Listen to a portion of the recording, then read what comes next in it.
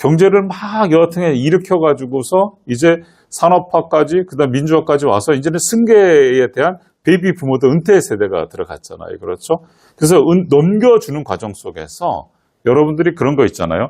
에이, 내가 비교를 하면 안 되지만 남들보다 조금 더 재산을 모았었으면, 남들보다 좀 어땠었으면 이렇게 되는데 이거에 대해서 이제는 뭐냐 그러면 그거를 단계를 떠난 단계가 돼서 이제는 뭐냐면 잘 물려줘야 되는 거거든요. 잘 물려줘야 되는 것을 가지고 우리가 그래야지만 다음 세상에 가서 후회를 안 할 것 같아. 그때 뭘 제대로 못 물려줬을까? 제대로 흔적을 남겨주지 못했을까? 왜 제대로 그렇게 하지 못했을까?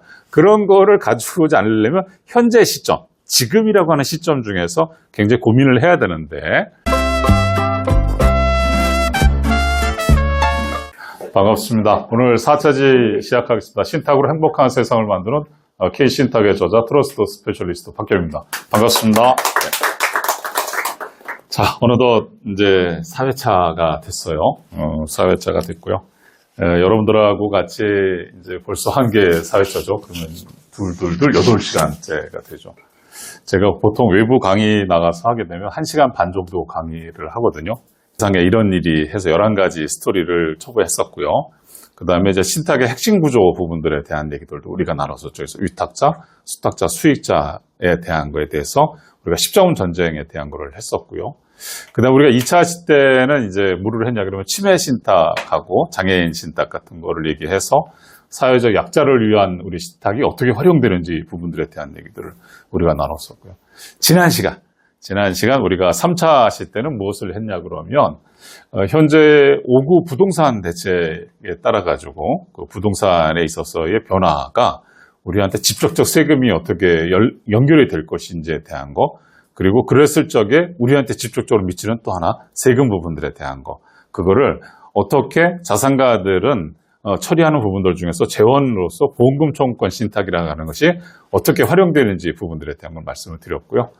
오늘은 이제 끝 시간으로서 뭐냐 그러면 여러 신탁이 있는데 그 중에서 4차 시에 그래도 마지막 수업 시간 중에 여러 신탁 중에서 이것만큼은 그래도 좀 말씀을 드려야 될 것 같다라고 해서 제가 준비한 게 뭐냐면 유언 대용 신탁이라고 하는 거예요. 여러분들이 아시다시피 우리나라에는 민법에 유언장이라는 게 있잖아요. 민법자 66조에 대한 자필에 대한 유언장, 67조 녹음 동영상에 대한 거, 68조 공정증서에 대한 것부터 70조 구수에 대한 것까지 이렇게 5가지의 이제 유언장이 있는데 그 유언장을 대신하는 용도로다가 이 신탁이라고 하는 계약을 체결하게 되게 되면 그것을 유언장으로 인정해 주겠다라고 하는 형태가 되는 거예요. 그러니까 여러분들한테는 이게 굉장히 나름대로다가 가장 핫하면서도 가장 이 큰 사이즈의 영역이라고 보시면 될 것 같아서 제가 다른 거는 모르겠는데 이거는 좀 말씀을 드리겠다 싶어서 유언 대용 신탁을 제가 준비해 왔어요. 그래서 어떻게 보게 되면 자산가들이라든지 여러분들의 가정이라든지 이런 부분들에 대한 가문에 대한 역사를 완성하는 게 뭐냐라고 한다 그러면 유언 대용 신탁이다라고 말씀드릴 수 있을 것 같아요. 그 장을 시작을 할게요. 그 순서는 뭐냐면 정의 리빙 트러스트라고 우리가 보통 얘기를 하게 되는 거죠. 근데 말은 유언 대용 신탁이라고 얘기를 하고 있어요. 그래서 그거에 대한 개념이 어떻게 되는지를 정확하게 좀 말씀드리고요. 오늘은 유언 대용 신탁이에요. 거기에 4대 전략적 가치를 제가 나름대로다가 뽑아봤어요. 그 중에서 뭐가 중요하다. 수익자 연속 신탁, 조건부에 대한 분배, 분쟁 방지, 생존 관리 신탁, 핵심 효력. 이렇게 4가지가 다른 사람은 모르겠는데 제가 봤을 적에는 이게 제일 중요한 것 같아요. 그래서 여러분들한테 이 4가지 부분들에 대한 거를 좀 말씀드려봤고요. 그 다음에 세 번째로는 뭐냐면 유류분과 세금 부분들에 대한 얘기를 할게요. 이 유언 대용 신탁이 굉장한 무기를 갖고 있는데 하나의 약점이 있다 그러면 이게 유류분에 대한 거예요. 그래서 그 유류분에 대한 것을 가지고 여러분들한테 어떻게 대응을 하는지 부분들에 대한 것들도 말씀드리고요. 그 다음에 우리가 부동산을 취득하게 되게 됐을 때 이 취득세 부분들에 대한 거를 가지고 어떻게 신탁으로서 활용하는지 부분들에 대한 것들도 말씀드려보도록 할게요. 처음에 작동 원리 부분들에 대한 얘기들을 한번 쭉 가져가 보죠. 우리가 이제 그동안에 쭉 우리는 신탁에 대한 거를 쭉 얘기를 들었어. 그렇기 때문에 이제 여러분들이 이거를 들으시면은 이제 이해가 되실 거예요. 전에는 무슨 말인지 잘 몰랐었는데 이제는 말이 이제 이해가 되실 거예요. 그래서 그 부분들에 대한 거를 가지고 여러분들과 같이 한번 해보죠. 뭐냐 그러면 이거를 다가 정식으로 쓰는 거는 리빙 트러스트라고 해요. 생전 신탁이라고 얘기를 보통 하죠. 그런데 흔하게 바깥에서는 유언 대용 신탁이라는 말을 많이 써요. 자, 그러면 리빙 트러스트라고 하는 게 뭐냐면 이거는 시점이에요. 내가 언제 계약하느냐, 시점. 다시 말해서 살아생전이라는 뜻이잖아요. 그렇죠? 살아생전에 내가 계약을 하게 되게 되면 그거를 리빙 트러스트라고 얘기를 하죠. 그래서 위탁자가 생전 중에 설정하고 즉시 효력을 발생시키는 생전 신탁이에요. 다시 말해서 뭐냐 그러면 여러분들이 이게 유언 대용 신탁이라고 하는 것이 이게 죽어서 되는 거야? 그게 아니라 시점으로 딱 봤을 적에는 내가 오늘 계약을 하고 나서 내가 받을 수도 있는 이게 리빙 트러스트의 개념을 가지고 있다라고 하는 거예요. 원래는 리빙 트러스트라고 영어로다가는 그렇게 써요. 그래서 여러분들 그걸 어디 가서 보냐면 하나은행 같은 데 가서 보시면 하나은행 들어가 보시게 되면 뒤에 현수막으로다 유언 대용 신탁 딱 써져 있고 가로 열고 영어로 리빙 트러스트라고 적혀져 있거든요. 그러면 유언은 죽어서 뭐 저거 하는 거 아닌가? 이제 이런 의미를 갖고 가질 수가 있는데 생전 살아서 시점의 부분들에 대한 거니까 그거는 뭐냐 리빙 트러스트라고 우리가 보통 얘기를 해요. 그런데 이 신탁을 설정한 게 어떤 기능을 갖고 있어요. 그 기능이 뭐냐 그러면 그 기능이 유언을 대신하는 식의 역할을 한다는 거예요. 오케이? 유언장을 대신하는 역할을 가지고 있다고 하는 거죠. 이게 굉장히 좋은 거죠. 다시 말해서 뭐냐면 유언장이라고 했으면 아까 우리가 민법 제1066조부터 민법 1070조까지를 5가지에 대한 유언을 얘기를 했었는데 거기에 앞서는 그거에 앞서는 더 큰 격에 있는 유언 대용 신탁이라고 하는 것도 국가는 인정을 해주겠다라고 하는 얘기가 되는 거예요. 그러니까 기능 면에서는 이 부분들에 대해서 기능에 대해서는 뭐냐면 이게 인정을 해주겠다는 거예요. 여기에 거민이라고 하는 거예요. 사후 유언 거민이라고 하는 부분들에 대한 절차를 우회하여라고 하는 말이 뭐냐 그러면 이게 진짜 니께 맞아 아냐 이거를 갖다가 누가 법원에서 판결을 해주질 않는다 이거지. 해주지 않고 그냥 유언 대용 신탁에 있으면 그거로서 인정을 해주겠다라고 하는 거예요. 그러니까 상당히 기능적인 면에서 상당히 괜찮은 거죠. 이게 이제 미국으로 가게 되면 어떤 기능을 가지고 있냐면 이런 게 있어요. 미국에서는 내가 유언 대용 신탁을 해놨어 라고 하고 이거 내용 바꾸지 않을게 라고 하면은 공제를 해줘요. 우리나라에는 그런 게 없다 그랬잖아요. 그렇죠. 우리나라에는 이 절세라고 하는 게 없는데 미국에는 신탁을 딱 설정해 놓고 나서 나 내용 변경하지 않을게 라고서 딱 하게 되게 되면 그거에만큼 빼줘요. 상속 재산가액에서. 그러니까 세금이 줄어드는 효과가 있어요. 그런데 미국에도 그런 게 있어요. 내가 이거를 신탁을 설정했는데 나 내용을 수시로 내가 바꿀게 이라고 하는 거 부분들은 세제 혜택을 안 줘요. 무슨 말인지 알겠어요? 그런데 우리나라의 신탁은 어떻게 되어 있냐 그러면 우리나라의 신탁은 위탁자가 살아있으면 수시로 바꿀 수가 있어요. 무슨 말인지 아시겠어요? 그러니까 우리나라에 세제 혜택이 있을까요? 없을까요? 우리나라에도 없어요. 무슨 말인지 이해가 되셨죠? 그래서 이런 부분들에 대한 내용이에요. 자, 그래서 이런 부분들에 대한 건데 그러면 이게 왜 영어로다가 리빙 트러스트라고 쓰고 유언 대용으로 쓰느냐? 그거는 뭐냐? 그러면 그냥 혼용해서 쓰는 마케팅의 개념으로 보시면 돼요. 이거에 혼용으로 써가지고 마케팅을 해놓은 데가 하나은행이에요. 하나은행이 그렇게 딱 시작을 하니까 남들이 다 이제 그렇게 쫓아간 형태가 되는 걸 보시면 됩니다. 자, 여기에서 유언 대용 신탁의 4가지 전략적 가치를 제가 이제 제목을 좀 멋있게 좀 뽑았는데 이 중에서 첫 번째가 뭐냐 그러면 저는 수익자 연속 신탁을 제가 뽑아요. 뭐니 하더라도 부를 여러분들이 이전에 이제 여기는 다들 연배가 있으신 분들이니까 얘기를 한다 그러면 이런 거죠. 예전에 전후 세대지만 뭐 사실은 어렸을 적에 별거 없었잖아요. 그런데 경제를 막 여하튼에 일으켜가지고서 이제 산업화까지 그다음 민주화까지 와서 이제는 승계에 대한 베이비 부모도 은퇴 세대가 들어갔잖아요. 그렇죠? 그래서 넘겨주는 과정 속에서 여러분들이 그런 거 있잖아요. 내가 비교를 하면 안 되지만 남들보다 조금 더 재산을 모았었으면 남들보다 좀 어땠었으면 이렇게 되는데 이거에 대해서 이제는 뭐냐 그러면 그거를 단계를 떠난 단계가 돼서 이제는 뭐냐면 잘 물려줘야 되는 거거든요.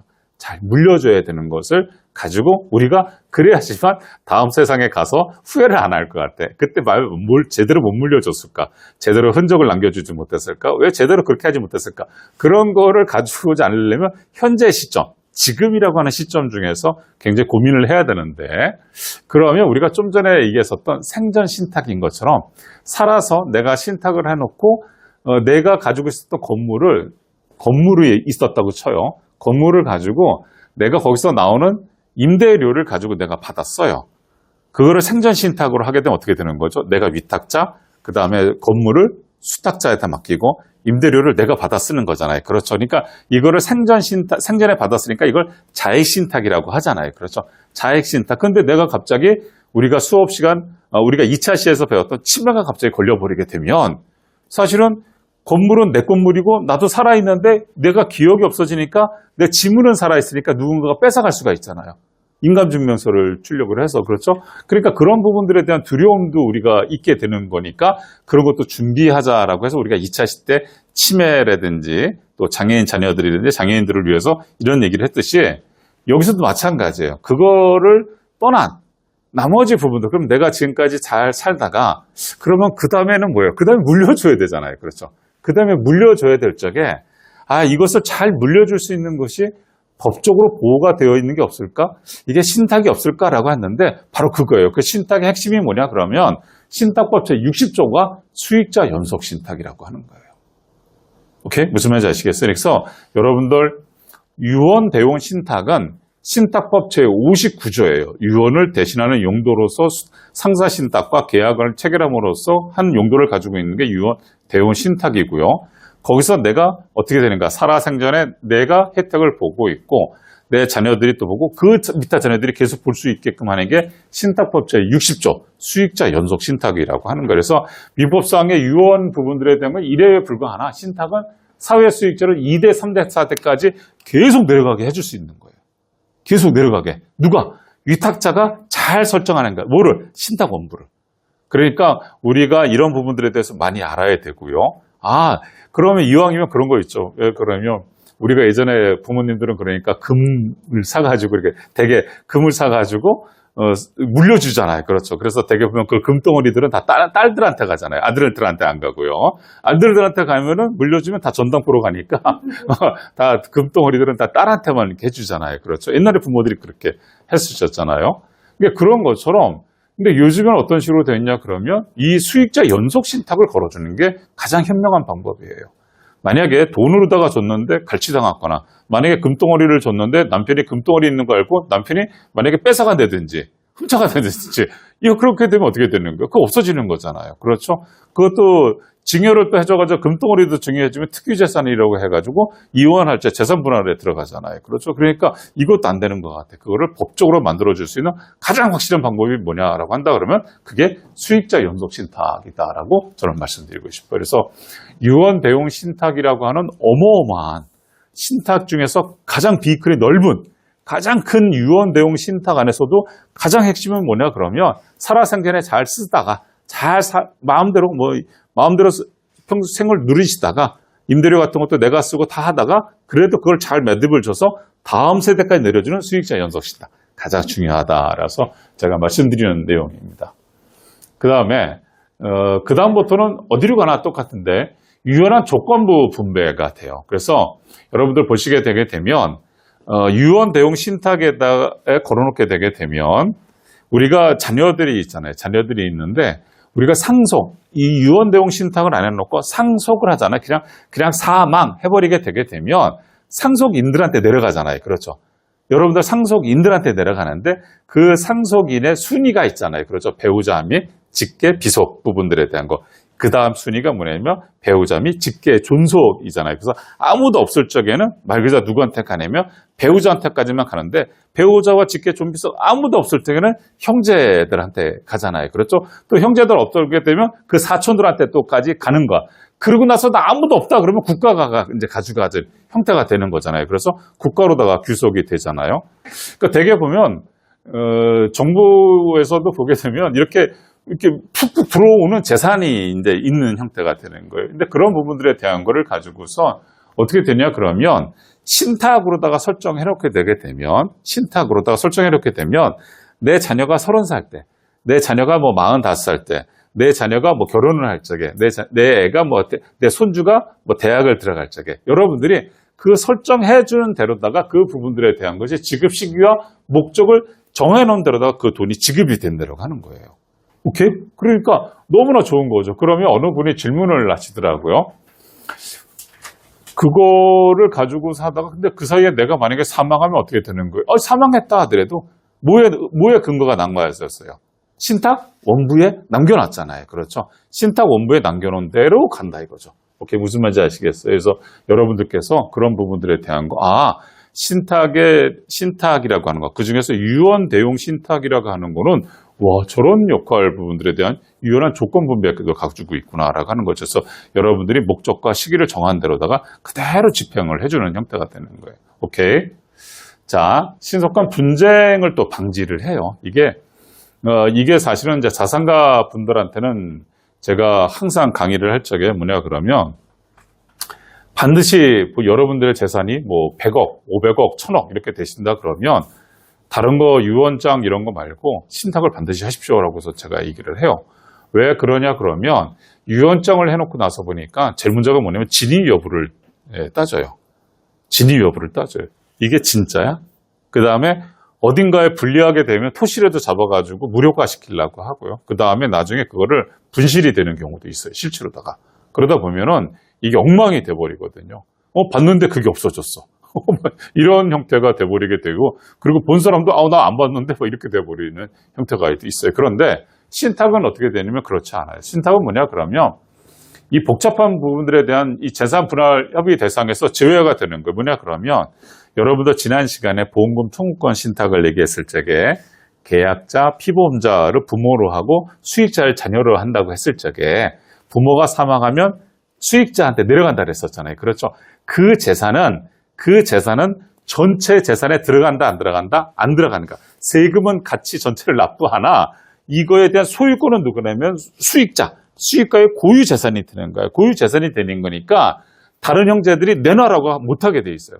심지어 채권자들도 내놓으라고 못하게끔 되어 있으니까 이런 부분들에 대한 거가 정말 괜찮은 거구나라고 하는 거죠. 그래서 만약에 여러분들께서 신탁 중에서도 내가 특별한 누구한테 자녀한테 좀 더 주고 싶어. 그랬을 때에는 계약자 피보험자를 여러분들, 그 다음에 수익자를 누구한테, 뭐 셋째 아니면 막내 누구를 딱 정해두는 거예요. 그러면 사망함과 동시에 그 친구만 가져가는 그 친구의 고유 재산으로 됐거든요. 그래서 이렇게 해서 합니다. 대개 보면 여러분들은 뭐 가정을 충실하게 지키시니까 어떤 이제 하시니까 저거 하실지 모르겠지만 그런 분들이 계세요. 제가 했던 것 중에서 혼외자인데 이제 그 딸아이가 이제 혼외자로다가 해서 이제 했는데 이제 시키긴 입종지 데리고 왔긴 왔어요. 그런데 이제 본래에 못 주겠다라고 하는 거야. 형제들이.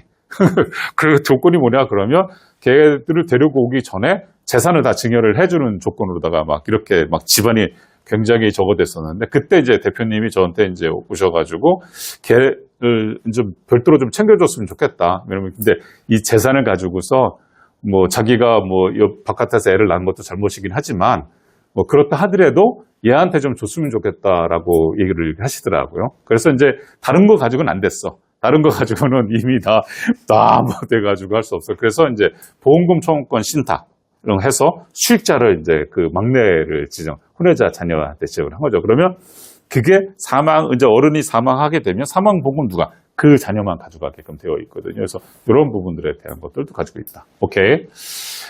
생존 관리 및 연속성 보장이에요. 그래서 고령이나 질병, 치매 등 관리 능력을 상실해도 전문가가 위탁자를 대신해서 재산을 관리해주는 역할. 이것도 또한 굉장히 중요한 역할이 되는 거죠. 그래서 여러분들 치매 같은 거 하거나 유언 대응을 하게 되게 되면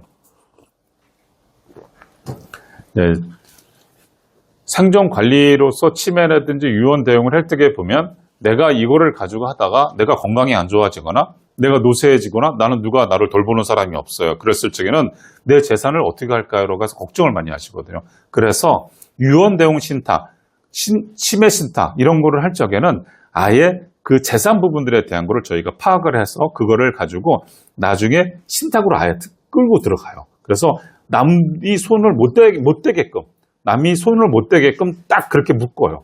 묶어가지고서 본인 이외에는 할 수 없게끔. 그런데 여기에서 본인 중에서 누가 그래도 하나가 있으면 좋겠다라고 하는 게 이제 도와줬으면 좋겠다는 게 개인인 자연인일 수도 있고 아니면 협회도 될 수 있는 신탁 관리인을 누구를 지정해 줄 수가 있어요.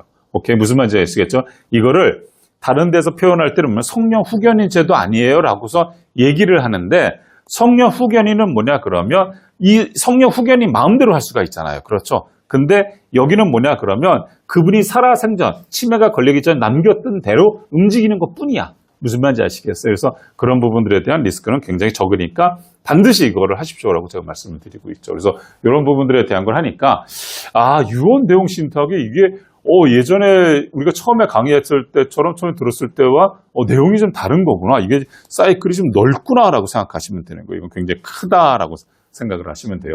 수익자 연속 시설, 유연한 조건 분배, 신속한 분쟁 방지, 그다음에 생존 관리 및 연속성 보장 나오고요. 하나를 더 말씀드리게 되게 되면 이 분쟁 방지 중에 하나가 있는 게 뭐냐 그러면 우리가 사망하게 되게 되면 피상속인의 재산이 모두 다 스톱이 돼버리잖아요. 묶여버리잖아요. 그렇죠. 그런데 신탁으로다가 빼놓은 재산은 묶인다 안 묶인다 안 묶인다라고 하는 거예요. 오케이? 무슨 말인지 아시겠어요? 그래서 피상속인이 의료은행부터 은행에다가 다 들어놓은 거가 됐으면 이분 돌아가셨다라고 딱 주민센터에다가 자녀가 누가 사망 신고를 하는 순간에 모든 게 다 스톱되게 되어 있어요. 모든 게 다 스톱됩니다. 그래서 나중에 상속세 신고 다 하고 절차가 다 맞춰지고 나서 그거 이제 가져가세요라고 국가가 알려주기 전까지는 그 모든 게 다 스톱이 되거든요. 그러면 장사 어떻게 치를 것이며 뭐 해야 될 돈도 필요하잖아요. 그렇죠? 그랬을 때 대비해서 어른들이 저한테 와서 신탁을 상정할 적에 반드시 뭐냐면 장사 치를 만큼 애들 긴급 자금만큼 전체 한 10억 중에서 1억 정도만큼은 어떻게 보면 재산에 대한 장례비 절차 비용으로 해가지고 별도로 이렇게 딱 빼놓게 돼요. 제가 도와드리죠. 무슨 말인지 아시겠어요? 그러면 나중에 사망했다고 했을 적에 어떻게 되는가? 사망 진단서를 수탁사에다 제출하면 수탁사는 그 중에 정해놨던 맏아들이라든지 맏딸이라든지 누구한테 그 돈을 바로 내주게 되니까 3일 내에 나가니까 어떻게 되면 처리할 수가 있다고 하는 거죠. 무슨 말인지 아시겠죠? 그래서 이런 부분들에 대한 것들도 있다. 자, 이게 아까 말씀드린 것처럼 부자 3대 못 간다인데 이제는 3대 갈 수 있어요. 3대가 아니라 4대까지도 갈 수가 있어요. 4대까지도 갈 수 있고요. 여러분들 이름으로다가 기부도 할 수 있고요. 여러분들 이름으로다가 남길 수 있는 게 많아요. 자, 이게 부가 단절되는 거, 부가 지속하지 못하는 요인 중에 하나가 뭐냐면 관리 능력이 부족해요. 여러분들 대개 보면 이런 얘기하면 그렇지만은 되게 똑똑한 부모님들이 재산을 일궈놓은 거를 자녀들이 이렇게 되게 말아 드시잖아요. 그렇죠? 근데 그 말아 드시는 이유 중에 하나가 뭐냐면 관리 능력이 부재가 되는 거예요. 사실은 어젠가 휴문고등학교 이부진 사장 아들 해가지고 차석으로다가 해가지고 서울대 경제학과 간 거, 그거는 정말 희귀한 그런 일이 되는 거죠. 왜냐면 부잣집 애들이 되게 그렇게 성공하기가 쉽지 않잖아요. 예. 다 먹고 살게 되어 있고 다 저거 되는 거니까. 근데 정말 올바르게 잘 큰 거죠. 정말 올바르게 잘 커서 그 노력해서 휘문고등학교 차석 졸업하는 거, 그건 정말 어려운 거죠. 그리고 서울대 경제학과 들어갔다는 건 정말 칭찬받을 만한 거죠. 관리 능력이 있는 거죠. 근데 대개 보게 되면 이 부유한 집안일수록 자녀들이 그렇게까지 가지 못하는 경우가 많이 있죠. 자, 그 다음에 또 하나가 뭐냐면 가족 간의 분쟁이 많아요. 항상 이게 가지 나무 많은 가지가 소리가 쳐가듯이 이 가족 간 분쟁이 많습니다. 정말 제가 이쪽에서 일한 지 벌써 20년이 넘었지만은 이 재산이 많으면 많을수록 오히려 더 이 재산 가지고 싸움을 많이 했고요. 부모님께서 재산은 적지만 올바로 키워준 케이스는 뭐냐 그러면 장사 치를 적에 보면은 서로 간에 그냥 들어온 돈, 부조금 같은 것도 이렇게 더 많이 내고 더 많이 내더라고요. 네, 그런 게 있어요, 보니까. 자, 그 다음에 경제적 위험이죠. 그래서 도산절인 효과로다가 채권자들이 압류로부터 이런 부분들에 대한 것을 격리시켜 주니까 사실 괜찮잖아요. 그렇죠?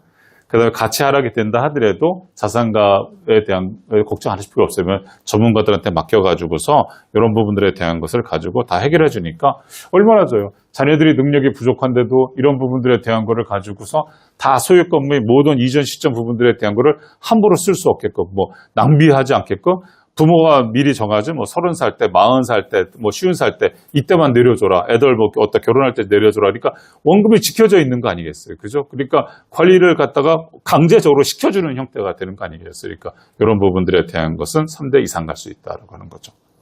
요즘에 그래서 사실은 누가 많이 하냐 그러면요. 요즘에는 주식 가지고선 돈 버신 분들이 해요. 요즘에 삼성전자 얼마 전에도 상담했던 것 중에서 뭐냐 그러면 삼성전자를 4만 얼마대에 매수하신 분이 계세요. 근데 지금 삼성전자가 지금 17만 원 돈 가잖아요. 16만 원 돈 가잖아요. 그러니까 이분은 뭐 대박 치신 형태가 되는 거죠. 초대박 치신 거죠. 예.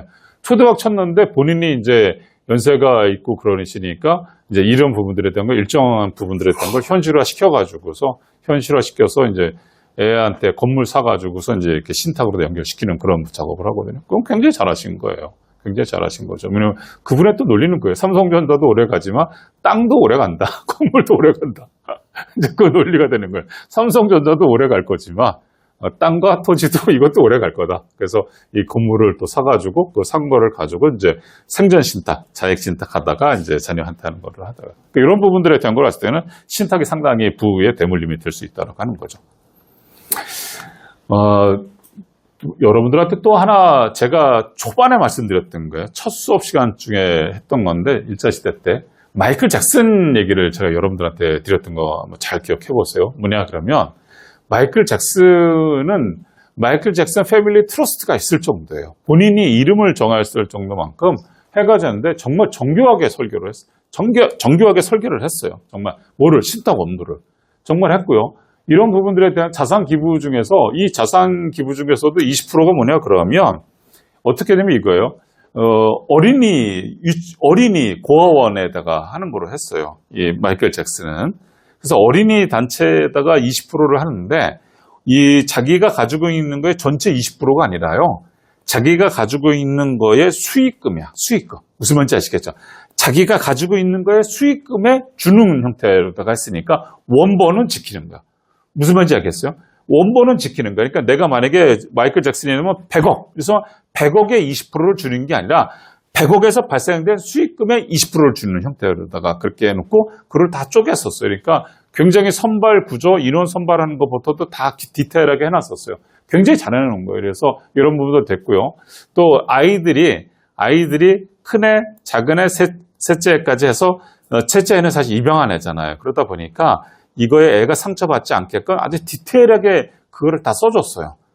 그런데 이 마이클 잭슨의 가장 큰 실책이 뭐냐 그러면 이 사람이 언제 죽을 줄 몰랐다는 거죠. 근데 그건 맞는 얘기예요. 실책도 아니야. 그럼 사람은 언제 죽을 줄 모르는 거잖아요. 그게 뭐냐 그러면 자기가 다 해놨는데 이거를 가지고서 펀드에다 집어넣었어야 되거든요. 신탁 계좌라고 하는 거죠.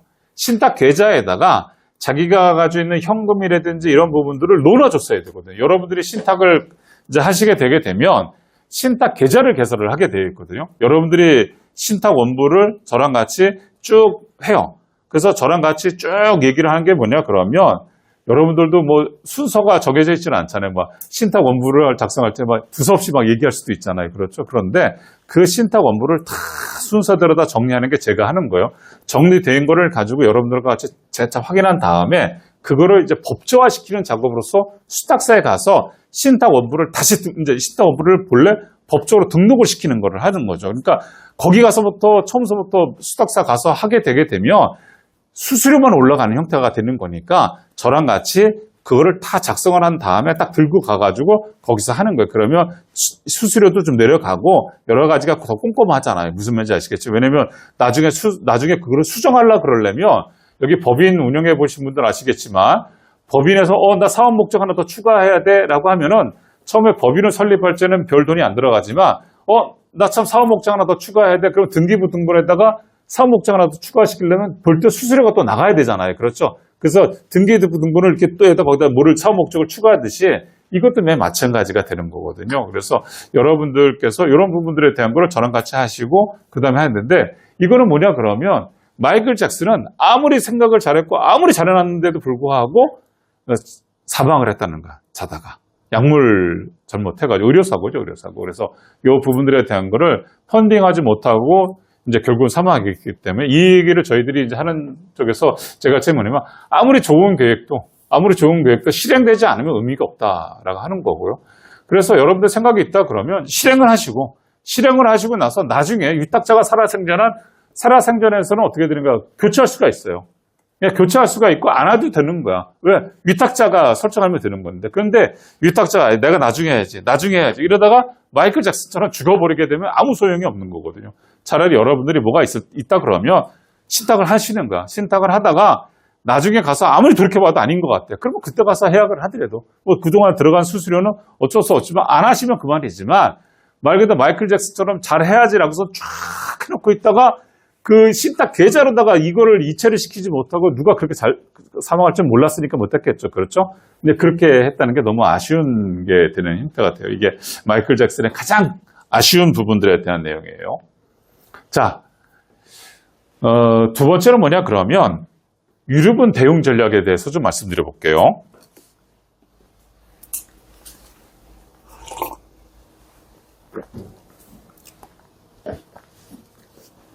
아내가 더우시면 추우세요? 나 또 더우셔가지고 진짜. 떴는데 어쨌든. 네, 그래서 여러분들 그 유류분에 대한 거는 어떤지 아세요? 유류분에 대한 비율은 어디서 나오는지 혹시 아세요?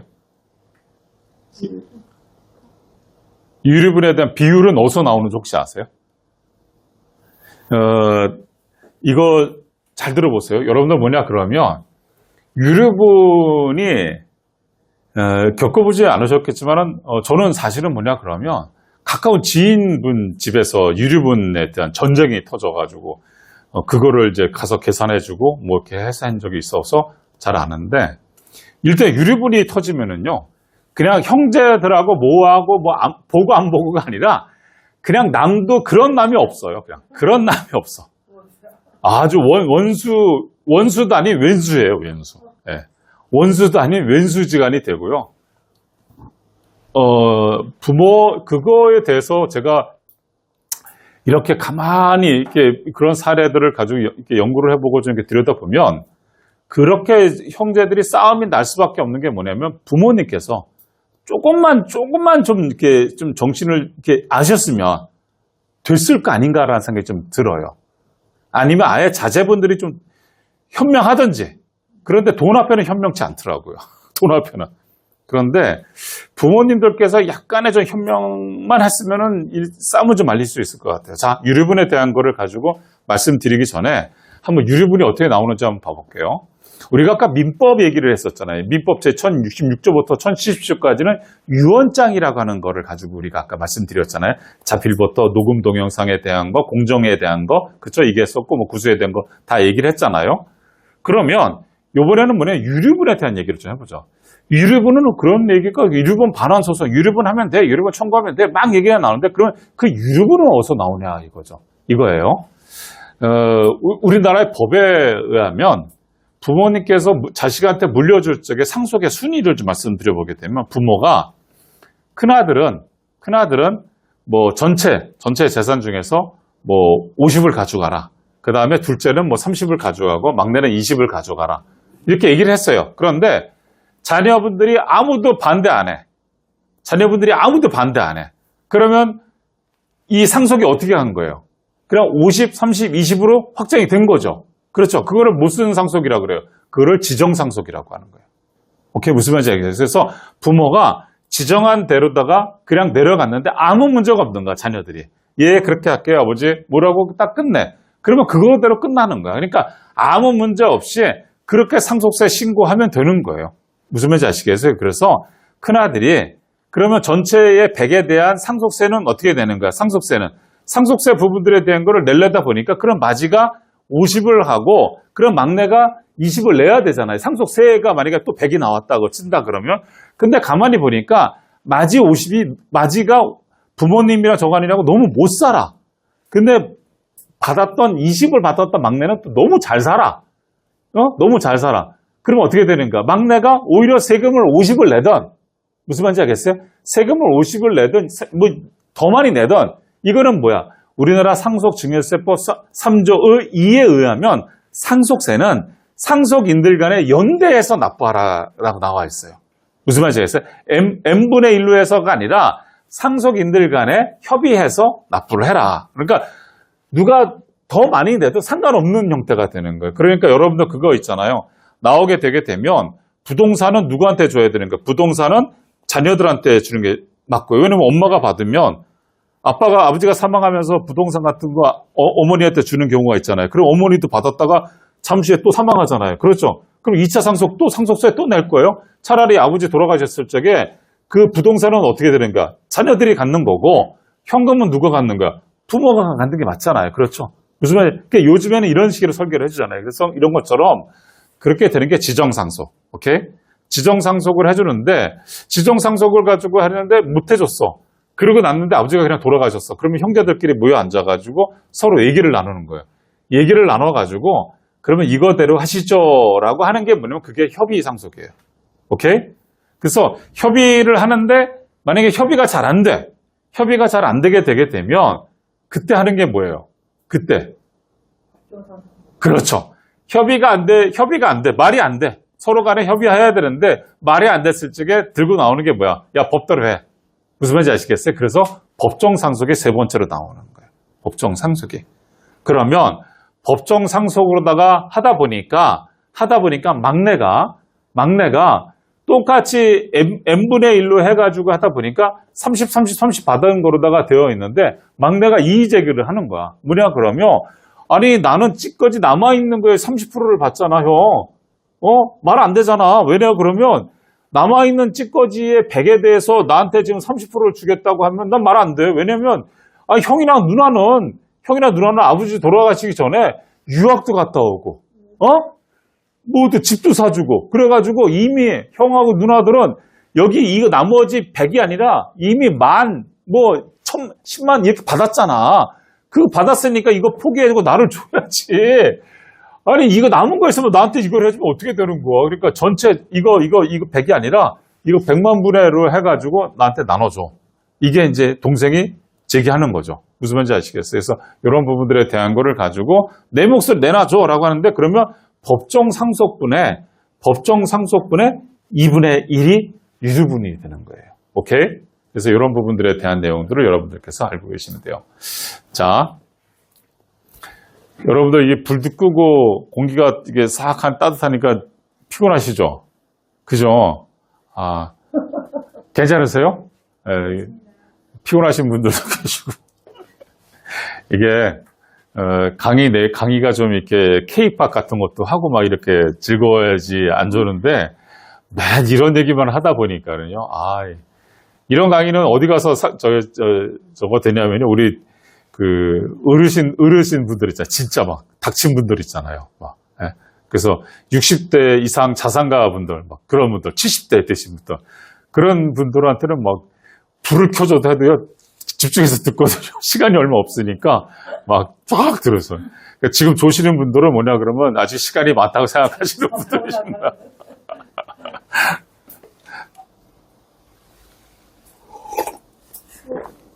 자, 할게요. 그래서 유류분에 대한 거에서 유류분에 대한 대응을 어떤 식으로 하는지 부분들의 걱정이 왜냐면 이제 근데 여러분들 참 신기한 거 하나 알려드릴까요? 지금 현재 우리나라 3심제잖아요. 그런데 지방법원하고 고등법원하고요. 무슨 어떻게 판결이 나왔냐 그러면 유류분을 하게 되는 건데 신탁 재산 있잖아요. 아버지가 신탁을 맡겼잖아요. 우리 막내한테 너한테 뭐 80 나머지는 그동안 많이 봤으니까 너는 5 끝 이렇게 만약에 신탁을 걸어놨잖아요. 그러면 그게 될까요 안 될까요? 지금 법으로다가는 안 되겠는 거예요. 또 하나가 뭐냐 그러면 해외에 나가서 살고 있는 아들이나 딸들이 있잖아요. 여기서 부모님이 돌아가실 것 같은데 들어와야 안 들어와? 안 들어오잖아. 안 들어오고 나서 요즘엔 어떤 식으로 하냐면 여러분들 스푼 얘기 하나 알려드릴까요? 어느 분이 저한테 막 화가 나셔가지고 막 엄청나게 막 할머니가 막 저한테 그러셨는데 저희 사무실에 오셔가지고 전태화를 내시는 줄 알았더니 그게 아닌가. 이분이 화가 이제 막 있으셔 말씀하시는데 아버지가 돌아가셨는데 아버지가 강남에서 꽤 좀 사시고 하셨던 분이야. 그런데 아들네가 애시장초 해외에 나가서 캐나다 쪽에 사는데 아버지가 또 아프시거나 저거 되면 들어와야 되잖아요. 그렇죠? 들어오질 않는 거야. 들어오지 않으니까 맨 여기서 있는 그 시주도 안 간 딸이 그 케어를 했던 거야. 그리고 오빠는 저거 되고. 그러다가 결과적인 거는 거기서 뭐 손주 이렇게 들고 그런 게 아니라 나중에 장사 치러 그 오빠만 들어온 거야. 오빠만 들어오고 나서 자기 장사 딱 치르고 난 다음에 일 있다고 다시 나가버리면서 했던 얘기가 뭐냐면, 야, 그거 해가지고 돈 다 정리돼가지고 미국으로 그러니까 캐나다로 보내줘. 이러고 가버린 거야. 그러니까, 일정이 있다고 가버린 걸. 근데 제가 그런 얘기를 그 어머니한테 그래도 그건 다행이에요 라고 제가 그랬어요. 그러니까 뭐가 다행이에요? 이러길래 아예 해외에 나가서 들어오지도 않고 거기에 있으면서 하는 소송을, 다시 말해서 뭐냐 그러면 성남지법하고 수원고등법원에 올라간 이거에 대한 이 판결가 그게 뭐냐 그러면 유류분조차도 인정을 못 해주겠다고 지금 한 건데 그거에 대한 거를 얘기했어요. 뭐냐 그러면 아들이 이제 사망을 했어. 그러니까 며느리가 애를 딱 데리고서 미국으로다가 가버렸어. 그러고 나서 여기에 부모님이 두 분 다 돌아가실 때까지 단 한 번도 안 들어온 거야. 며느리가 손주 데리고 가서 근데 미국 들어보니까 아들은 사망했고 손주 데리고 나가가지고 미국에 있는데 거기에서 다른 남자를 만나고 있다고 하는 거를 미국 사회라니까 다 정보가 들어오잖아요. 그렇죠. 우리가 실시간으로 뉴저지 정보를 받듯이 그렇게 들어오는 상황이었는데 이렇게 된 거야. 그러니까 여기에 있는 이제 그 여동생이랑 엄마가 이제 붙은 거야. 아버지는 돌아가시고. 근데 거기서 나온 게 뭐냐 그러면 손주는 결과적인 뭐냐 그러면 상속 1인잖아요. 그렇죠. 내놓으라 이거야. 내놓으라. 재산. 며느리가? 네, 며느리가. 그래가지고서 못 주겠다 그러니까 미국에서 여기 한국에다가 해가지고서 그 소송을 걸은 거야. 그래가지고 그 재산에 대한 그 처분 못하게끔 해가지고서 그 걸은 거야. 그러면 결과 못 주겠다는 건 유류분해라도 내놔라. 라고 하는 거야. 워낙 재산이 있으시니까. 예. 그게 지금 현재 성남하고 수원 고등법원까지 올라간 거예요. 근데 우리나라 판결에서 그 인정됐어? 어때 안 됐어요? 인정 못 해주겠다가 된 거야. 인정 못 해주겠다고. 예. 그러니까 너무 부모를 방치해둔 거에 대해서는 아니다라고 한 거야. 그래서 지금 이제 거기까지가 올라가 있어요. 그래서 유류분해에 대해서 아닌 것까지도 챙겨줘야 되냐 말아야 되냐 이런 싸움이 이제 나오고 있어요. 그래서 만약에 여러분들 이게 대법원에서 이제 벌써 좀 대기하고 있는 게 벌써 한 2, 3년 정도 됐는데 이게 대법원에서마저도 이제 그래 그런 경우는 인정하지 않는다라고 한다 그러면 부모가 주고 싶은 대로 주게 돼 있는 거잖아요. 그렇죠? 그렇게 다 그러면 신탁이 그다음부터는 폭발적으로 늘어날 거예요. 뭐냐 그러면 부모가 살아생전에 있을 적에 이거 누구한테 신탁을 다 걸어놔 버리게 되면 신탁법 22조에서 강제 집행 돼야 안 돼요? 안 되잖아요. 무슨 말인지 알겠어요? 내 아들이 어떻게 됐다 해도 걔한테 딱 덩어리 묶어주고 신탁으로 묶어준 거야. 딱 해주고 묶어준 거야. 그러면 뭐야? 말 그대로 묶어주고 하게 되면 나중에 이혼을 하더라도 재산 분할에 또 들어가야 안 들어가? 안 들어가잖아. 무슨 말인지 알겠어요? 그 다음에 해외 나가서 있는 누가 있다 그러면 나 돌보지 않았잖아. 그럼 걔한테 줘도 돼? 안 줘도 돼? 안 줘도 돼버리는 거야. 무슨 말인지 알겠어요? 그러면 신탁으로다가 딱 해놓게 되면 왜냐면 신탁으로다 해놓게 된다 해서도 지금도 소송 들어오는 이유가 뭐냐면 이 신탁에 대해서 들어오는 게 아니라 이 신탁에 대해 가지고 들어오는 게 아니라 그 신탁에서 이 사람이 받았던 그 나보다 더 많이 받은 거에 대해서 압류를 들어오려고 하는 거거든요. 신탁 자체에 대해서는 강제 집행 금지가 되어 있잖아요. 무슨 말인지 알겠어요? 그러니까 신탁은 그만큼 강력해. 그 대신 받았던 그 액수에 대해서 들어온다 보니까 그게 이제 문제가 돼서 하는 건데 이제 앞으로는 그것조차도 못하게 되는 거니까 신탁이 이제 앞으로 더 어마어마한. 법원에서 이제 인정 안 하게 되면 더 강력해진다는 말씀이시죠? 그렇죠. 네. 어마어마한 형태가 될 겁니다, 이제. 손을 못 댄다는 거잖아요. 네, 예. 그렇게 됩니다. 결정이 빨리 나야 되겠네요. 그렇죠. 이게 이제 결정이 날 때가 됐어요. 이게 날 때가 됐어요. 그래서 벌써 이게 한 4년, 5년 정도 됐으니까 이제 날 때가 됐습니다. 그러니까, 뉴저지라든지 미국에서 나오는 게 뭐냐면, 야, 이거 만약에 저거 되게 되면 국내에 들어가서 그래도 1년에 한 번, 2년에 한 번 정도씩 인사드리고 오자. 이런 얘기가 나온대요. 예.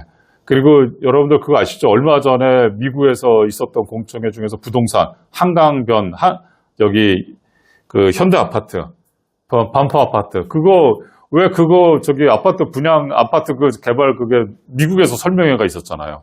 그래서 그 돈이 들어와가지고 아파트가 막 올려놨잖아. 그렇죠? 그러다가 지금 갑자기 1가구 1주택 되니까 매물소득 나오는 게 미국에서 지금 나오는 거잖아요, 지금. 여러분들 이게 잘 보세요. 그래서 이 검은머리 외국인 중에서 우리 한국 나가 있는 사람들이 이게 굉장히 되는 겁니다. 그 중에서 이제 이 유류분에 대한 것도 많이 나옵니다. 오케이. 자, 신탁과 유류분의 그 불편한 동거 부분들에 대한 거 아까 말씀드린 거예요. 뭐냐, 그러면 신탁 재산을 법적으로다가 사후에 증여해주는 거예요. 그러니까 결과적인 건 내가 죽은 뒤에 딱 이제 넘어가는 형태가 되는 거잖아요. 그렇기 때문에 얘가 기초 재산에 포함되기 때문에 여튼에 면제권이 아닌 부분들에 대한 거예요. 여튼에 유류분에 대응을 할 수밖에 없는 형태가 되는 거예요. 그래서 청구 대상인 건 맞는데 청구 대상이면 내 신탁 재산에 들어오는 게 아니라 신탁 재산 자체가 아니라 수익 얻은 수익자, 아까 얘기했던 막내보다도 형이 더 얻었던 부분이 있잖아요. 그 초과분에 대해서 내놓으라고 하는 거예요. 근데 이미 다 어떻게 되는가? 그러다 보니까 야 이거 골치 아픈 거죠. 재산이 다 묶여버리는 거잖아요. 오케이? 무슨 말인지 아시겠어요? 그러니까 이런 부분들에 대한 거를 유류분이 소송을 걸게 되면 나도 내가 이런 부분들에 대한 재산을 처분 못하고 있거든요. 근데 이런 부분들을 신탁으로서 어떻게 해결할 수 있는 방법이 없습니까? 라고 문의가 들어오는데 그거에 대한 이제 대응 전략이 되는 거죠. 그거에 대해서 어떤 식으로 하냐면 이렇게 해서 합니다. 이렇게 해서 뭐냐 그러면 문의가 오죠. 소송 확정 전까지 수익금 지급을 보류하여 합의를 유도해야죠. 야야 이거 내가 이거 지금 안 되는데 되게 되면 너한테 일부러 좀 줄게 라고 하면 어떻게 해요? 소송을 걸어 안 걸어? 안 거니까 일단 그렇게 늦추는 방법이 하나가 있고요. 또 하나는 뭐냐면 제한적 수익권을 부여하는가. 아예 안 줄는 게 아니라 그래 알았어. 상가에 나오는 임대 수입이 총 한 1,000만 원 되는데 그 중에 너한테 한 100만 원 정도 줄 테니까 그냥 한 50만 원 정도 줄 테니까 이거 소송 걸고 그렇게 복잡하게 유류분까지 가지 말자라고 달래는 거야. 오케이 무슨 말인지 알겠어요? 그래서 이런 부분들 그러면 그거에 대해서 그러면 나도 그거를 근거로 남겨줘라고 하잖아요. 무슨 말인지 알겠어요? 그랬을 적에 신탁 원부로 남겨주면 되는 거예요. 그래서 전체 부분들에 대해서 5%는 누구한테 지급을 한다라고 하신다 그러면 유류분 소송까지는 안 들어오잖아요. 무슨 말인지 알겠어요? 그래서 이런 부분들에 대한 거를 해서 좀 달래는 부분들에 대한 얘기가 돼요. 그래서 고객분들이 저한테 이제 얘기하시는 게 뭐냐 그러면 이게 유류분 소송이 걸리면 어떻습니까? 그러면 유류분 소송이 걸리게 되면 일단 기본적으로다가 골치 아프죠.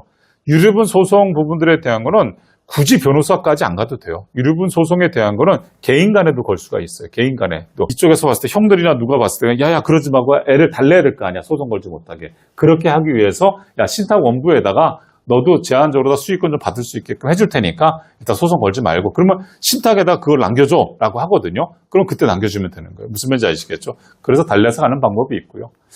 그 다음에 이 가치평가 사전 명시 부분들에 대한 거 해서 이게 지금이지만 나중에 가격이 올라간 거로 평가가 되면 그 가격으로 너한테 줄 테니까 하지 말자라고 얘기가 있고요. 아까 여러분들한테 말씀드린 것처럼 보험금에 대한 신탁 활용 부분들에 대한 거가 바로 그거예요. 뭐냐면 보험금 수익자 고유재산으로 분류되어 유류분 산정에서 재산에서 제외가 되는 거니까 무슨 말인지 아시겠죠? 전체 나오는 것 중에서 아버지가 들어오는 것 중에 보험금이 있는데 그 부분에 대한 거를 그럼 너한테 돌려주도록 그렇게 할게라고 하는 부분들에 대한 내용이죠. 그래서 이런 부분들에 대한 거. 또 가장 흔히 많이 쓰는 게 사실 제가 가장 많이 썼던 거 보험도 보험이지만 이 5번째를 그동안은 많이 썼었어요. 유류분에 대한 AB금 설정이에요. 보험금 일부를 분쟁 해결용 현금으로 분류하여 핵심 자산으로 보존하는 거예요. 이게 무슨 얘기냐 그러면 이게 소송 걸리잖아요. 소송 걸리게 되게 되면 이게 전체 싸워야 되잖아요. 그렇죠. 그러니까 미리 누가 이렇게 저한테 와서 상담을 하게 되면 뭐 둘째, 뭐 셋째 뭐 이렇게 얘기하거든요. 그러면 둘째, 셋째가 중요한 게 아니라 상속인들의 법정 상속이 있잖아요. 법정 상속분이 엄마가 48, 애들이 20 이렇게 치자고요. 법정 상속분이.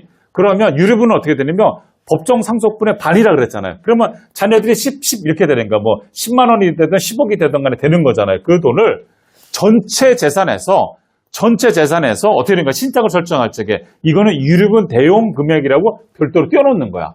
만약에 둘째가 유류분을 들어왔을 적에 이 재산이 전체가 다 묶여버리게 되면 형제들도 돈을 못 쓰잖아요. 아버지가 물려준 돈을 못 쓰니까 그거를 아예 10만큼을 유류분 대용 비용이라고 딱 해놓는 거야. 그래서 만약에 누군가가 유류분 소송이 들어오게 되게 되면 전체가 다 묶이지 말게 오케이 너 잠깐만 너 소송 들어오려고 오케이 알았어 그래 이거 주면은 너 그럼 소송 취하할 거지 오케이 그럼 소송 취하한 부분들에 대한 기다려 그러고 나서 신탁을 아버지가 설정을 할 적에 미리 떼어놨던 돈 있잖아요. 무슨 말인지 알겠어요? 그 떼어놨던 돈을 빼가지고 주면 되는 거야. 오케이? 무슨 말인지 아시겠죠? 그러면 나머지 부분들에 대한 거는 정상적으로 돌아가잖아요. 오케이? 그래서 이게 가장 크게 제가 그동안 해왔던 게 뭐냐면 유류분 예비금에 대한 거거든요. 그래서 이런 부분들에 대한 것을 가장 사실은 제일 좋아해요. 왜냐면 그 유류분에 대한 것도 또 소송을 거는 친구도 뭐냐 그러면 자기한테 돈이 생기면 좋잖아요. 이거 무슨 말인지 알겠어요? 네, 이런 부분들에 대한 걸 미리 탁 받으니까 좋다고 가져가요. 그래서 이런 부분들에 대한 거 해서 5가지 5대 전략을 가지고 합니다. 자, 유언대응 신탁과 세무 전략 부분들에 대한 거를 가지고 이번에 좀 얘기해 볼게요. 신탁 세무에 대한 핵심 로직 부분들에 대한 거를 가지고 얘기해 볼게요. 뭐냐 그러면 아까 제가 말씀드린 것처럼 생전 신탁이라고 말씀드렸었죠. 살아있을 때 내가. 그 다음에 이거는 사후 신탁이 되는 거죠. 다시 말해서 뭐냐 그러면 내가 명의만 수탁자로 이전될 뿐 실제 이익은 내가 받는 거야. 다시 말해서 뭐냐면 내 건물인데 내가 어떻게 될지 모르니까 이거를 맡겨놓는 거야. 수탁사에다가. 그리고 임대료를 누가 받는가? 내가 받는 거야. 오케이? 그러니까 이거는 증여가 아니라 뭐야? 그냥 소득세만 납부하는 거잖아요. 그렇죠? 이거를 가지고 건물을 수탁세에 맡겼다 해서 양도한 게 아니잖아요. 그렇죠? 그러니까 이게 증여와 양도소득세 부분들에 대한 거는 해당 항목이 없으니까 과세되지 않는다라고 하는 뜻이 되는 거죠. 오케이?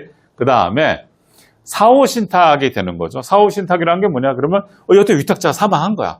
위탁자가 사망하고 나서 위탁자가 사망한 시에 수익권이잖아요. 수익권이라는 게 뭐냐면 임대료잖아요. 그렇죠? 그 임대료를 누군가가 받는 거잖아. 증여세 간에 상속세로다가 해가지고 상속세를 납부한다 그랬잖아요. 그렇죠? 납부한 다음에 상속세를 납부는 했어. 이제 아버지가 사망을 했기 때문에 수탁사는 그대로 있는데 여하튼에 그 건물에 들어가 있는 거에 대한 본래 주인 위탁자는 사망했잖아요. 그래서 이거를 자녀한테 가잖아. 그지? 그러니까 상속세는 한번 납부를 했어. 그런데 명의는 어디로 있어요? 명의는 계속 수탁사에 있잖아. 명의는 계속 수탁사에 있잖아요. 무슨 말인지 알겠어요? 그러니까 이게 말 그대로다가 왜 부모들이 이렇게 두냐 그러면 자녀들의 관리 능력이 없을 것 같으니까. 자녀들이 관리 능력이 없을 것 같고 자녀들도 마찬가지로 다 그거를 요즘에는 이제 가만 냅둬요. 왜? 그거를 자기 명의로 갖고 왔다가 이혼하게 되게 되면 재산 분할에 들어갈 수가 있으니까 이 자녀들도 마찬가지 그냥 둬요. 그리고 나서 뭐야? 임대 수익만 자기가 받아요. 이제 받을 사람이 없으니까 자기가 받는 거야. 그러면 나중에 재산 분할을 하더라도 이 건물에 대해서 재산 분할을 해주는 게 아니라 뭐야? 자기가 받았던 임대 수익에 대해서만 나눠주면 되는 거야.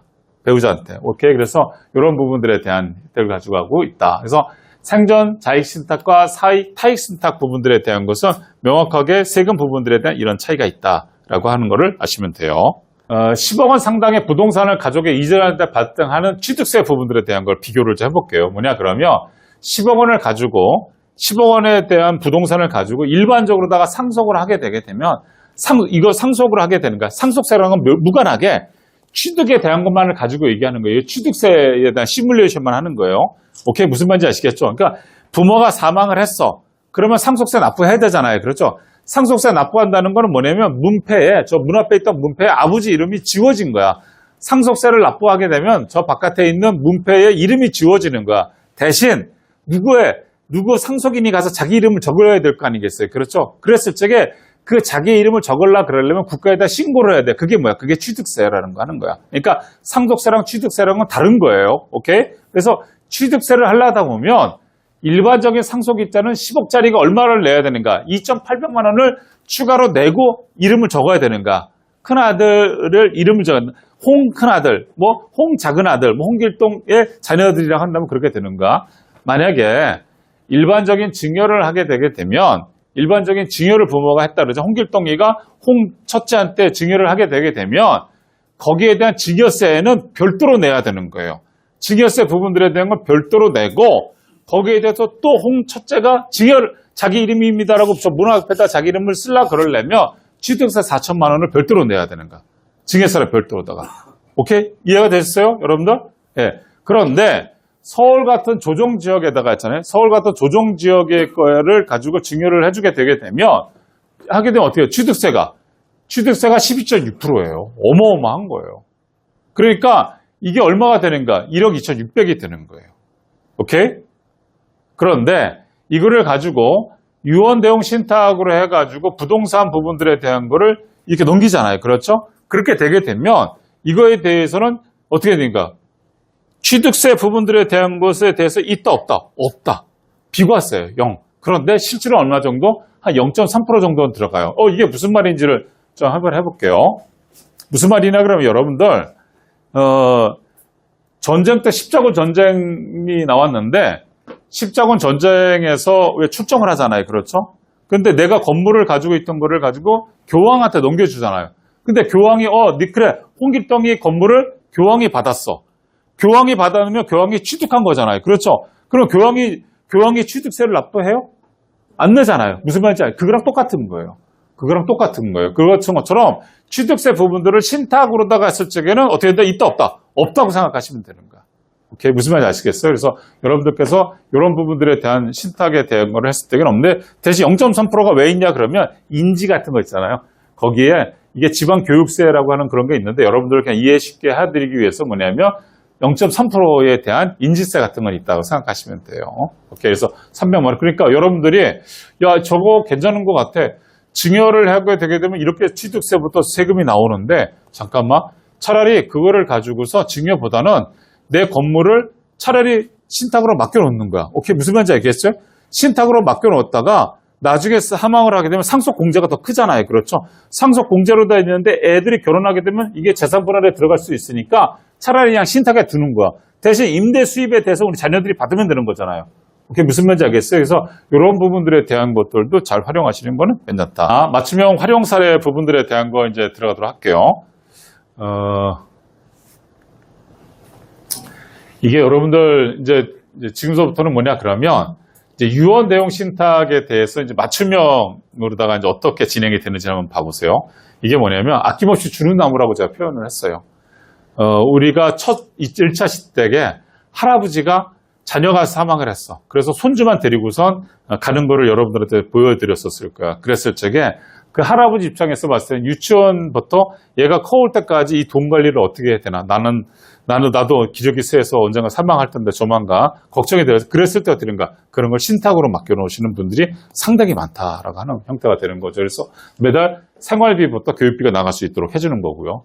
또 하나가 뭐냐 그러면 애가 흥청망청 쓰는 것 떠나가지고 대학교 들어가고 뭐가 있을 때 그때마다 돈이 나오게끔 딱딱 떨어지는 거야. 요거의 대표적인 게 뭐냐 그러면 보험금 청구권 신탁이라는 게 있어요. 오케이. 도전 자금이나 창업 자금 같은 거 할 적에 이런 부분들에 대한 거 신탁으로 해서도 맡겨주는 부분들에 대한 거 많이 있고요. 자, 성년 자녀의 홀려서기 조력자 부분들에 대한 내용이 되는 거예요. 뭐냐 그러면 여러분들 이 자녀들 중에서 저희 집안에도 제일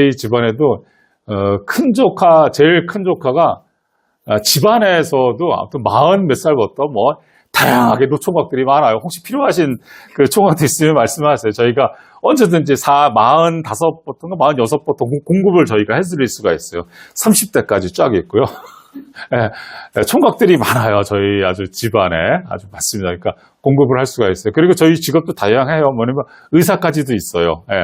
30대 중반에 의사까지도 저희가 있는 형태들인데, 근데 이런 부분들에 대한, 그러니까 자녀들이 이 홀로서기 부분들에 대한 걸 하잖아요. 그게 아들, 딸, 어떻든 간에. 그래서 애들한테 하게 되게 되면 이런 부분들에 대해서 뭐 돈을 부모님께서 딱 해주시는가, 신탁을. 그러다가 애들이 결혼할 때라든지 애들이 만약에 실직했든지 애들이 긴급 자금이 요하든지 그런 상황이 발생이 되면 내 애한테 이렇게 내려보내줘라 라고 하는 부분들에 대한 거를 우리 성년 자녀의 홀로서기로서도 부모님들이 이걸 해줄 수도 있는 거야.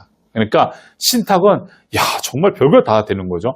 이제 이거를 가지고서 좀 더 이제 진행을 해서 보게 되게 되면 우리들도 해당이 될 수가 있는 거죠. 왜냐면 어른이잖아요. 어른이고 우리도 마찬가지 노후라는 부분들에 대한 거를 가지고서 이제 시작을 할 적에 이게 만약에 말 그대로 그런 거 이렇게 앉아가지고 저녁 노후를 보려고 했을 적에 뭐냐 그러면 가장 중요한 게 노후도 노후지만 물가 상승률에 연동된 생활비 같은 것도 나와야 되잖아요. 그렇죠? 생활비 부분들에 대한 거. 그렇다고 내가 이거를 가지고 매번 주식과 이런 데다가 투자하고 할 수는 없으니까 이런 부분들에 대한 것들도 누가 관리해줘서 내보내주면 안 되나. 그 다음에 유영원이라든지 간병비 이런 거 부분들에 대한 것들도 내가 실제로다가 매번 결제를 할 수가 없잖아요.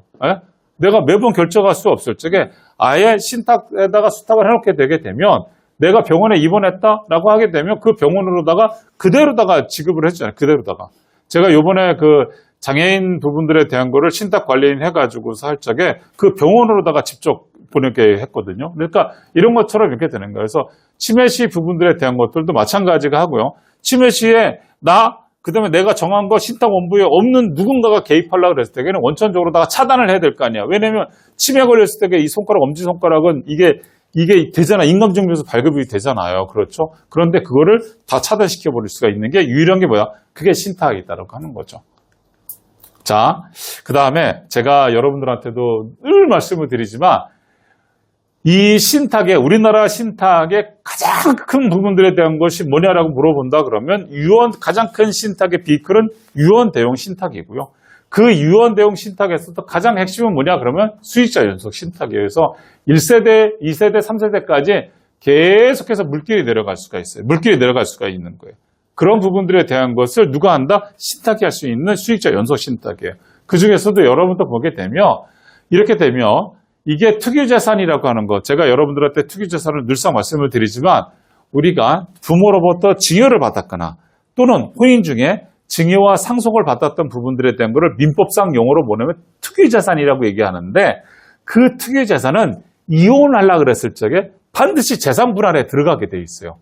그러면 반띵 이렇게 되는 거야. 반을 덜어줘야 되는 거야. 누구한테? 우리 자녀의 배우자들한테. 그것이 사위가 되고 며느리가 될 수 있는 들한테 그렇게 줘야 되는 거야. 그러다 보니까 이거 싫은 거지. 그런 것들도 보존해 줄 수 있는 게 뭐다? 그게 신탁이다라고 하는 거예요. 오케이? 그 다음에 이 수익자 연속 신탁 제가 누누이 말씀드리지만 정말 수익자 연속 신탁 여러분들이 읽어오는 재산이 많으면 많을수록 이게 내려갈수록 할 수 있도록 부분들에 대한 걸 해주는 거예요. 얼마나 좋은 거예요. 특히 여러분들이 만약에 상가를 하나 가지고 계시거나 뭐 이렇게 나오는 게 있다 그러면 정말 좋은 형태가 되는 거죠. 그 다음에 이 블러드라인 트러스트예요. 제가 이 블러드라인 트러스트를 가지고서 우리나라에서 저처럼 이렇게 강의하는 사람이 없어요. 왜 그러냐면 잘 모르기 때문에 그래요. 근데 제가 이렇게 보고 했을 때 이 블러드라인 트러스트가 정말 멋있는 것 같아요. 록펠러가 뭐 부시가 뭐 이렇게 있지 않습니까? 정치주기 뭐 케네디가 뭐 이렇게 있는데 가보게 되게 되면 다 자기들만에 있어서의 블러드라인만 하는 거야. 블러드라인만. 오케이? 그래서 이런 부분들에 대한 것을 하겠는데 이게 뭐다? 이게 내리사랑에 대한 수익자 연속 신탁이라고 하는 거야.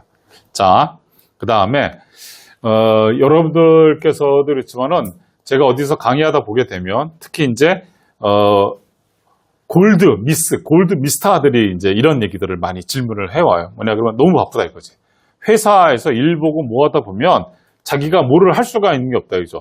삼성전자 뭐 주식 올라가는 거 자기가 알지도 모르겠고 HBM이 어떻게 되는 거고 하나오션이 뭐를 하는 거 펠리조선소를 인수했는지도 모르고 정말 회사 이름을 바꾼 거야. 그러다 보니까 월급을 받아가지고 월급 통장에 그냥 쌓이는 거야. 월급 통장에 쌓이는 거야. 그래서 현금은 쌓이는데 도대체 이 돈을 가지고 어떻게 하려는 모르가. 그냥 혼을 갈아서 회사 일하면 가는 형태가 되다 보니까 근데 물가가 올라 있다가 어느 날 보면 집도 살 돈이 없는 것 같아. 집값은 막 올라가니까. 자, 그러다 보니까 이런 데서 사람들이 재산을 관리해 줬으면 좋겠다라고 하는 이제 직장인들, 팀장급들이 많은 것도 나오고 또 하나는 뭐냐 그러면 건물 같은 거 가지고 계신 나이가 있으신 분들이에요. 그런 분들은 야 이거를 내가 건물 관리를 못하겠어 라고 했을 적에 이런 부분들에 대한 거를 가지고 다 일임을 하는 경우가 있어요. 부동산 관리 신탁. 그 다음에 금융자산에 대해서 이런 부분들을 좀 해주십시오라고 하고 하게 되면 신탁사에서는 어떻게 보면 정기 보고를 해달라고 하는 대로다 해줄 수가 있어요. 여러분들이 요청하는 대로다가 매달 해달라 매달 해줄 수 있고 반기마다 해달라 반기마다 해줄 수도 있는 그런 형태가 되는 겁니다. 가업 상속공제라고 하는 거예요. 회사를 가지고선 하는데 회사를 10년 이상 10년에서 20년, 20년에서 30년, 30년 초과되게 되면 국가는 뭐냐면 가업 상속공제라 해서 상속증여세법 제18조 2에 의해 가지고 가업으로 인정을 받게 되면 600억까지를 공제를 해주는 거야. 만약에 회사가 한 590억 정도라고 하죠. 자산가치 다 평가해 보니까. 그런데 아버지가 갑자기 사망을 했다고 쳐요. 아버지께서 한 34년 정도 회사를 운영하다가 사망을 했다고 쳐요. 그러면 자녀가 그거를 받게 되면 590억의 상속세를 내려면 적어도 한 200 몇십억에 대한 세금을 납부를 해야 되잖아요. 그 돈 어딨어? 없잖아요. 무슨 말인지 알죠? 그랬을 적에 이런 부분들에 대한 거를 세금 하나도 없이 자녀들이 받게 해줄 수 있는 부분들에 대한 것이 있다 이거죠. 그게 가업승계 부분들에 대한 이제 돌아가셔서 받는 거가 있고요. 아버지가 살아계실 때 받는 형태도 있어요. 그래서 그런 부분들에 대한 거를 할 적에도 이거를 다 신탁으로 해요. 대신 국가는 그냥 주는 게 아니거든. 그냥 그냥 600억에 대한 걸 그냥 주게 해주는 게 아니다 보니까 국가는 그거에 대해서 경영과 안정을 해서 야, 이거에 대해 가지고 너 지분을 함부로 처분하면 안 돼. 뭐 이런 조건들이 있어요. 그런 부분들을 다 뭐다? 신탁으로 묶어버리는 거야. 신탁으로다가. 오케이? 그래서 그러다 보니까 대표님들이 요즘에 이런 부분들에 대한 걸 많이 하세요. 좋아. 600억에 대한 거를 가지고 가는데 어떤 실수를 하냐면 이런 거예요. 자녀가 아버지가 돌아가시니까 이제 혜택을 받았어. 세금 이제 한 판도 안 냈어. 세금 낼 줄 알았더니 그래. 좋았어. 그러다 보니까 아버지가 물려준 그거에 대한 지분을 가지고 외국에다 내다 팔아가지고 현금화 시키려고 들어요. 무슨 말인지 아시겠어요? 그렇다 그러면 그때 공제받았던 600억에 대한 것이 그대로 다 세금으로 다 다시 두들겨 맞는 거야. 그러면 어떻게 되는 거야? 그 요건을 갖추지 못했기 때문에. 그래요. 그래서 현명한 부모님들의 세대는 뭐냐 그러면 애들이 아예 이거를 꼼짝 못하게끔 이 주식에 대한 거를 그냥 다 묶어버리는 거야. 묶어서 시간이 지날 때까지 그 요건을 충족할 때까지 시간에 대한 요건이 있으니까 그를 충족할 때까지 아무도 못 건드리게끔 주식을 묶어버리는 거예요. 무슨 말인지 아시겠죠? 그러니까 자네가 뭐 내다 팔고 싶어도 못 파는 형태가 되는 거야. 이런 부분들에 대한 것을 가지고 하는 거죠. 자, 이게 여러분들께서 이제 해보세요. 뭐냐면 상속은 돈을 주는 것이 아니고요. 이 가족이 살아갈 이 시스템을 물려주는 형태라고 볼 수가 있습니다. 그래서 여러분들께서 이 상속이 아닌 이런 설계 부분들에 대한 거를 이제는 여러분들께서 이렇게 고민해 보셔야 돼요. 정말 고민해 보시고 이거를 가지고서 시작을 해 보셔야 돼요. 시작을 해 보셔야 돼요. 제가 단언컨대 여러분들한테 드릴 수 있는 게 뭐냐 그러면 우리가 4차시까지 오는 동안에 신탁에 대한 얘기들을 제가 중요하게 다는 얘기하지 않았지만 제가 계속해가지고 몇 가지 중요하게 짚었던 얘기들은 여러분들이 정말 중요하게 말씀드리니까 잘 생각해 보세요. 이거 굉장히 중요한 겁니다. 뭐냐 그러면 여러분들한테 이거에 대해서 그러면 내가 이거를 어떻게 이거를 가지고 해봐야 되냐라고 하게 되면 여러분들 목적을 한번 정해보세요. 이게 누구를 지키고 나를 지키고 수도 있잖아요. 나를 지킬 수도 있고 내 자녀를 지킬 수도 있는 거야. 그래서 애한테 무엇을 물려줄까지는 부분들에 대한 것들도 한번 생각을 한번 해보세요. 여러분들. 신탁은 제가 항상 했어요. 누구 때문에 오셨어요? 어떤 일로 오셨어요? 제가 이렇게 물어보거든요. 그게 뭐냐 그러면 목적을 누구로 설정할 거냐고 하는 거거든요. 이런 부분들에 대한 거고요. 자산에 대해서 진단을 해보세요. 뭐냐 그러면 이게 상속세 재원 부분들에 대한 거를 가지고서 정밀 분석을 하다 보면 재산에 대해서 일부는 내가 쓸 거, 일부분은 맡겨놓고 나서 될 거. 이게 다 나오게 돼 있어요. 그래서 이런 부분들에 대한 거를 가지고 여러분들께서 다 하시고 그다음에 저와 같은 사람들하고 같이 해서 이런 거를 만들어서 이제 등기시키시면 되는 형태가 되고요.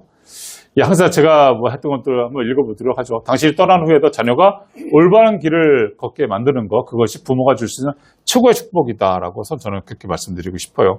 그 다음에 제가 얼마 전부터 항상 그런 얘기예요. 야, 사랑은 감정이고 말이야. 뭐 그러죠. 그 다음에 상속 부분들은 많이 아는 것일수록 그거는 공제를 받을 수 있고 줄일 수가 있어. 그거는 테크닉이야. 그런데 이 신탁은 뭔지 알아? 라고 제가 얘기를 합니다.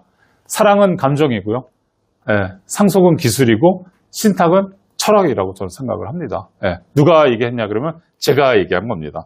마스터 클래스 진심으로 축하드리고요. 여러분들 수료하신 거 축하드리고요. 여러분들 많이 물어올 거고요.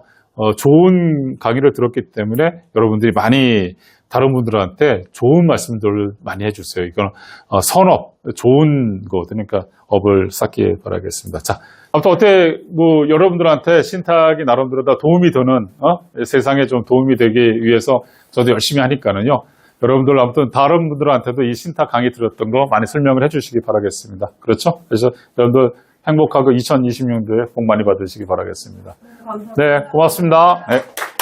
아무튼 어때 뭐 여러분들한테 신탁이 나름대로 다 도움이 되는 세상에 좀 도움이 되기 위해서 저도 열심히 하니까는요. 여러분들 아무튼 다른 분들한테도 이 신탁 강의 들었던 거 많이 설명을 해주시기 바라겠습니다. 그렇죠? 그래서 여러분들 행복하고 2020년도에 복 많이 받으시기 바라겠습니다.